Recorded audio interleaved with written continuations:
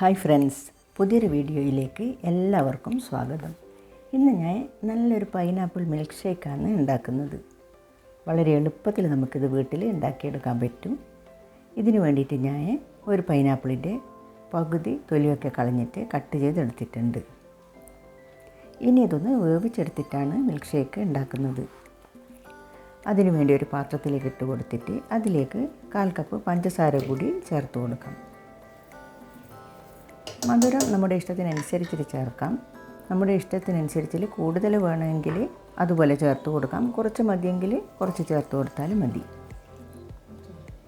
1/2 cup വെള്ളം കൂടി ഒഴിച്ചിട്ട് ഇതൊന്ന് വേവിച്ചെടുക്കാം. ഒരു 5 മിനിറ്റ് വേവിച്ചെടുത്താലും മതി. ഇപ്പോൾ ഒരു 5 മിനിറ്റ് ആയിട്ടുണ്ട്. പൈനാപ്പിൾ നന്നായിട്ട് വെന്ത് വന്നിട്ടുണ്ട്. ഇനി ഫ്ലെയിം ഓഫ് ചെയ്തിട്ട് ഇതൊന്ന് നന്നായിട്ട് തണുക്കുന്നത് വരെ വെയിറ്റ് ചെയ്യാം. ഇപ്പോൾ ഒരു അരമണിക്കൂർ കഴിഞ്ഞിട്ടുണ്ട്. പൈനാപ്പിൾ നന്നായിട്ട് ചൂടാറിയിട്ടുണ്ട്. ഇതിനി മിക്സിയുടെ ജാറിലേക്ക് ഇട്ടിട്ട് ഒന്ന് അടിച്ചെടുക്കാം. അടിച്ചെടുത്തതിന് ശേഷം ഇതൊന്ന് അരിച്ചെടുക്കാം.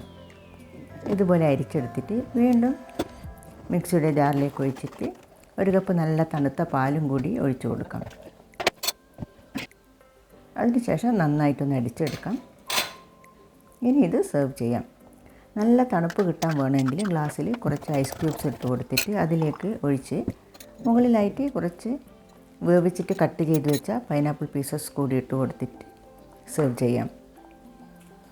അരിച്ചെടുത്തതിന് ശേഷം പാലും കൂടി മിക്സ് ചെയ്തെടുത്താലും മതി. നന്നായിട്ട് ബ്ലെൻഡായി കിട്ടാൻ വേണ്ടിയിട്ടാണ് ഞാനിത് മിക്സിയിൽ ഒന്നുകൂടി ഇട്ടിട്ട് അടിച്ചെടുത്തത്. ഇത്രയേ ഉള്ളൂ. നല്ല ടേസ്റ്റി ആയിട്ടുള്ള പൈനാപ്പിൾ മിൽക്ക് ഷേക്ക് റെഡിയാക്കിയെടുക്കാൻ. നിങ്ങൾക്ക് ഈ വീഡിയോ ഇഷ്ടമായെന്ന് കരുതുന്നു. അടുത്തു തന്നെ നല്ലൊരു റെസിപ്പിയുമായി വീണ്ടും വരാം. Thank you.